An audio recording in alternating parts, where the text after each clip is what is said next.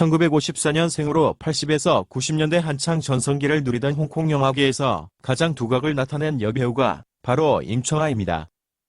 그녀는 중화권 영화배우 중에서 여전히 전설로 통하는 배우로서 현재 중국을 이끄는 여배우들의 우상이라고 할 정도로 신화 같은 존재로 알려져 있습니다. 더욱이 홍콩의 유명 영화감독인 서극은 임청아를 두고 50년에 하나 나올까 말까 하는 미인이라고 극찬했다고 합니다.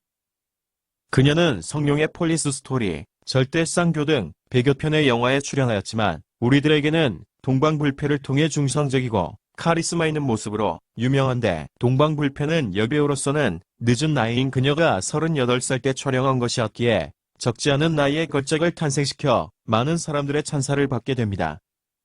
임청아는 1954년생으로 대만 타이베이 출신으로 일남 3녀 중 셋째로 태어나게 되는데, 1972년 대만에서 고등학교를 졸업한 그녀는 졸업 후 친구와 함께 서울의 명동거리에 해당하는 타이베이의 시먼딩 거리를 거닐다가 뛰어난 외모로 말미암아 연예기획사의 길거리 캐스팅을 통해 연예계에 입문하게 됩니다. 데뷔 이듬해였던 1973년 임청아는 중국의 유명 작가인 경효의 처녀작이었던 창회라는 소설을 각색한 영화 창회의 여주인공으로 출연하면서 청순하고 아름다운 미모로 인해 많은 인기를 끌게 되면서 20여 년 동안 100여 편의 영화에 출연하여 중화권을 대표하는 여배우로 자리매김하게 됩니다. 당시 임청아가 카메라 테스트를 받을 때 창회의 남자 주인공이었던 진안이 임청아를 마음에 들어하여 감독에게 그녀를 여주인공으로 발탁하도록 부탁하면서 여주인공 자리를 차지하게 되었다고 합니다. 그녀의 대표작은 수없이 많아 70년대부터 중화권에서 톱스타의 반열에 올랐지만 우리나라에서는 폴리스 스토리, 대복성, 절대상교, 백발만 여전, 동사서독, 중경삼림 등으로 8, 90년대에 큰 인기를 끌게 됩니다. 그녀는 중화권 언론들의 평가처럼 50년에 하나 나올까 말까 하는 뛰어난 미모를 가졌으며 청순한 이미지와 더불어 중성적이고 카리스마 있는 연기를 선보여 여전히 중화권을 비롯한 세계인들의 우상으로 기억되고 있는데, 사실 그녀의 인생은 한 남자로 인해 18년이란 세월을 허비하는 삶을 살게 됩니다. 만인의 우상이었던 그녀가 한 남자로 인해 청춘을 소비했다는 말이 이해가 가지 않을 수 있지만 사실 그녀는 순정파에 가까운 사람이었습니다. 18세에 영화계에 데뷔한 그녀는 그녀의 처녀작이자 대표작인 창회를 촬영하던 중 상대 배역인 진안을 사랑하게 됩니다. 그녀보다 8살이 많았던 진안은 당시 유명 배우의 반열에 오른 사람으로 1972년에 명문가 출신의 소교인과 이미 결혼하여 2명의 자녀를 둔 상태였다고 합니다. 바쁜 촬영 스케줄에 잠시 틈이 날 때면 같이 아무데나 누워서 쪽잠을 자던 그들이었기에 여신 같고 청순한 미모를 가진 임청아를 진안 역시 좋아하지 않을 수 없었으며, 중화권 유명 애정소설 작가인 경효의 작품 16편에 상대역으로 출연하면서 결국 두 사람은 불륜의 연인 사이로 발전하게 됩니다. 진안은 임청아를 알기 전까지는 비교적 가정적인 남편이었는데 그가 벌어들인 대부분의 돈을 아내가 관리하도록 맡겼으며, 이 돈을 기반으로 유명 화장품 브랜드였던 맥스팩터의 대만 독점 판매권을 획득하여 화장품 사업으로 큰 돈을 벌게 됩니다. 하지만 진안의 아내 소교인은 남편 진안이 임청아와 사귄다는 소문이 나면서 촬영장에서 살다시피 하며 최대한 임청아와의 만남을 저지하게 되는데, 이런 생활이 반복되면서 진안은 소교인과 크게 다투게 되고 훗날 이혼하는 결정적인 계기가 되게 됩니다. 두 사람 사이를 의심한 소교인이 임청아에게 전화를 걸어 크게 다툰 적도 있었는데 아무런 대응을 하지 않았던 임청아 역시 진안이 만나자고 하더라도 절대 만나지 않겠다고 말하는 등 이 세 사람 간의 관계에 적지 않은 풍파가 있었다고 합니다. 70년대 중후반 수년간 몰래 만나던 이들의 불륜 사실이 언론에까지 알려지면서 세간의 화제가 되었는데, 임청아는 높은 인기와 더불어 유부남을 사귄다는 불명예를 안으며 힘든 나날을 보내게 됩니다.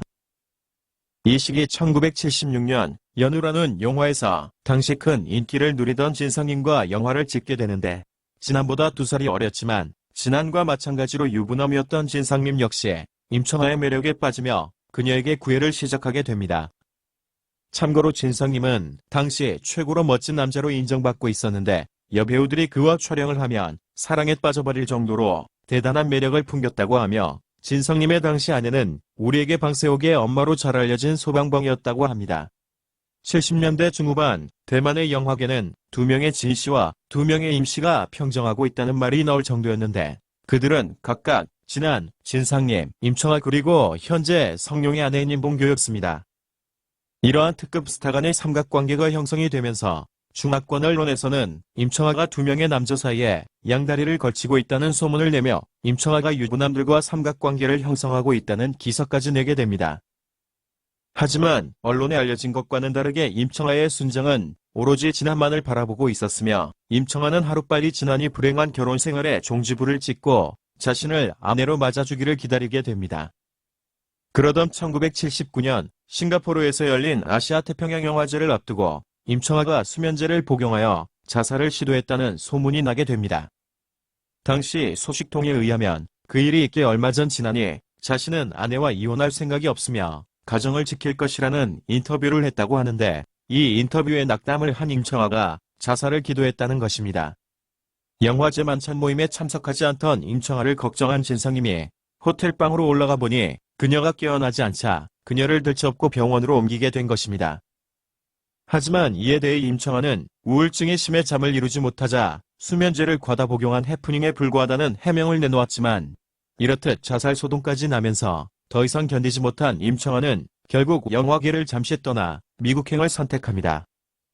낯설은 미국에 도착한 그녀가 외로움과 우울감을 느낄 때쯤 어느 날 갑자기 진상님이 미국으로 날아와 그녀를 찾아오게 됩니다.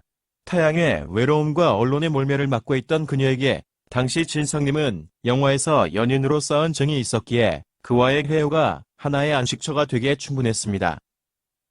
당시 진상님은 임청아를 위해 잠시 대만으로 귀국하여 그동안 미루어오던 아내 소방방과 법적으로 이혼을 하고 다시 임청아가 있는 미국 샌프란시스코로 왔으며 1980년 이 둘은 약혼식을 올리기로 결정합니다. 이들의 약혼식 하루 전날 임청아는 여전히 마음속으로 사랑하고 있던 진안에게 전화를 걸어 자신이 내일 진상님과 약혼을 한다는 소식을 전하며 그의 심중을 물어보게 됩니다. 이에 진안은 너라는 여자는 정말 비극적이며 인생도 비극적이고 결말도 비극으로 끝날 테니 내 마음대로 해라는 말을 임청아에게 하게 됩니다. 자신을 잡아주기를 바랬던 임청아는 냉혹한 진안의 말에 화가 나 비록 내 인생이 비극적일지라도 당신에게만큼은 내가 잘 사는 모습을 보여주고 말 테니 두고 보라는 말을 남기고 전화를 끊게 됩니다. 이 통화 내용을 알고 있던 진상님은 임청아가 여전히 진안을 잊지 못하고 있다는 것을 알고 약혼을 연기하거나 취소하자고 그녀를 달랬으며 이에 동의한 두 사람은 이튿날 이미 도착한 약혼식장에 기자들까지 포진하고 있는 것을 보고 약혼 연기 사실을 발표하지 못하게 됩니다. 이에 임청아는 진안에 대한 복수심과 진상님의 한결같은 구애에 마음이 흔들려 예정대로 약혼식을 치르게 되었으며 이 두 사람은 4년이라는 세월 동안 연인으로 지내게 됩니다. 1982년 진안이 본처였던 소교인과 이혼한 후 1984년 임청아가 진상님과 헤어진 사실을 알고 있던 유명 극작가 겸 소설가인 경료가 진안에게 전화를 걸어 너를 일편단심으로 사랑했던 임청아가 현재 홀로 외로이 지내고 있는데 다시 한번 만나보라는 말을 하게 되고 이를 계기로 1985년부터 임청아와 진안은 공개적인 연인 사이가 되기에 이릅니다. 당시 임청아의 나이가 31살이었으니 장작 11년 동안 갈구하던 진안에 대한 꾀가 드디어 결실을 맺었던 것입니다. 이 시기 임청아와 진안이 같이 주연을 맡았던 1990년에 개봉한 영화 흘러가는 세상이 촬영될 당시 그들의 관계는 최고 절정기를 맞았으며 영화 시상식 소감에서 임청아는 그는 제 마음속에서 가장 완벽한 남자 주인공입니다.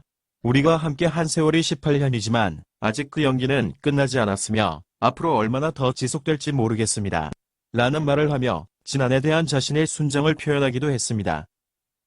당시 언제 두 사람이 결혼할 건지에 대한 기자의 돌발 질문에 남자가 먼저 청혼을 해야지 여자가 먼저 청혼할 수는 없잖아요.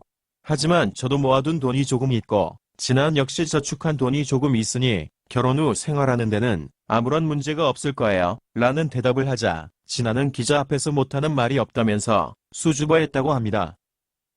이 시기 임청아는 진안과 함께하면서 가장 밝고 활기찬 모습을 보였으며 인생에 있어 가장 행복한 시기였다고 전해집니다. 하지만 시간이 흘러 그 두 사람이 함께한 지 9년이 지난 1994년 그녀가 38세가 될 때까지 진안은 그녀에게 청혼을 하지 않았으며 행복한 가정을 꾸리기를 희망했던 임청아는 그에게서 더 이상 안정감을 느끼지 못하게 됩니다. 1991년 신용문객잔이 촬영되던 당시 임청아의 눈이 화살에 의해 부상을 입자 감독이었던 서극이 그녀를 위로하자 임청아는 자신의 운명 때문이니 감독님 잘못이 아니다라는 말을 하고 홍콩에서 치료를 받게 되는데 당시 타지에 있었던 진안에게 전화를 걸어 자신이 다쳤으니 병문안을 와달라는 말에 진안은 비행기 값은 누가 내는데? 라는 말로 그녀의 마음을 처절하게 쉽게 만들어버립니다.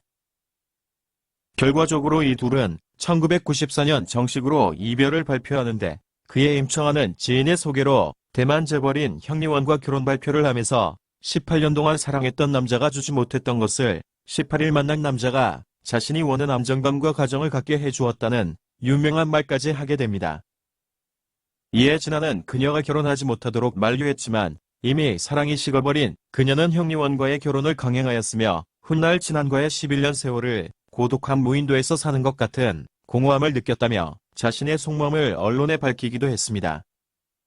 당시 임청아는 100편의 영화에 출연하였는데 형리원과의 결혼 후 연예계 은퇴를 선언했으며 그 후 형리원과의 사이에 2명의 딸을 두게 됩니다. 그 딸들의 이름은 형예림과 형원혜이었는데 그 뜻은 각각 형리원이 임청아를 사랑한다와 형리원은 임청아를 여전히 사랑한다라는 뜻을 담고 있다고 합니다.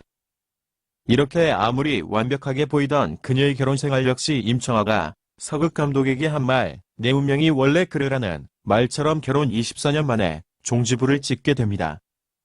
이들의 이혼 사유는 형리원의 잦은 외도 때문으로 알려졌으며 하나 3천억에 육박하는 위자료를 받았다는 소문이 정설로 알려졌으며 또한 임청아가 이혼 후 외국 남자와 영화관 데이트를 하는 모습이 언론에 잡혀 잠시 화제가 되기도 했습니다. 그녀가 이혼할 시기 나이가 이미 64세였는데 그 시기에 즈음하여 유명 여배우들이 출연한 우상이 돌아왔다라는 TV 프로그램에 출연하여 세간을 놀라게 했으며 그 프로그램에서 자신의 인생 역정을 숨김없이 밝혔다고 합니다. 이 프로그램 출연 장면에서 당대 유명한 여배우들 역시 임청아가 모습을 보이자 놀라움을 감추지 못하고 자신의 어릴 적 우상을 직접 만나보게 되어 너무 영광이라며 촬영장이 한동안 시끌벅적해질 정도였다고 합니다. 우리나라에서도 40에서 50대라면 영원한 우상으로 가슴속에 남아있는 임청아라는 중화권 배우가 다른 여배우들과는 다르게 순정파였다는 사실이 저로서는 개인적으로 많이 놀라웠으며 동방불패에서의 남장이 잘 어울리는 배역처럼 그녀의 인생도 아주 자신이 원하는 것을 추구하는 멋진 삶을 사는 모습에 저절로 미소가 지어집니다.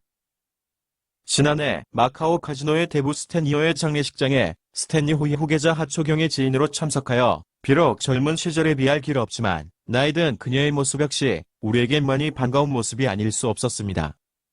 언제 다시 그녀의 작품을 볼 수 있을지 모르지만 스크린상에서 다시 그녀의 또 다른 매력을 볼 수 있기를 기대해 봅니다. 오늘도 시청해 주셔서 감사합니다.